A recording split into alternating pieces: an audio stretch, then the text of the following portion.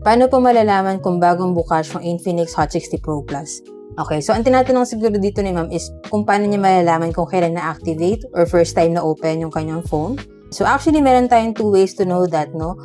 In this video, ituro ko muna sa inyo yung first way. Ngayon, kung interested din kayo dun sa second way, let me know lang in the comments and try natin gawan siya ng part 2 video. Kung hindi ka pa familiar sa phone na to, this is the Infinix Hot 60 Pro Plus, no? And isa to sa mga newest phones from Infinix. And ang kanyang main selling point is yung kanyang very slim design and then very lightweight din siya. Aside from that, no, yung kanyang screen is curved na AMOLED screen na rin.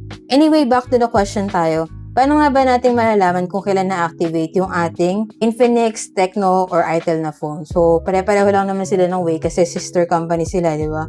Okay, so para malaman po natin yan, no, ang dapat is, alam niyo muna kung ano yung kanyang IMEI. So, para malaman yan, punta kayo sa settings and then my phone. And nandito sa my phone, hanapin niyo yung phone information. And nandito, makikita niyo po yung kanyang IMEI, no? Ang gawin niyo lang is i-copy niyo yung kanyang IMEI 1. Pag nakopy nyo na po yung IMEI niya, punta tayo sa Google and then search nyo yung, yan, ito pong website na to, about sa car care warranty.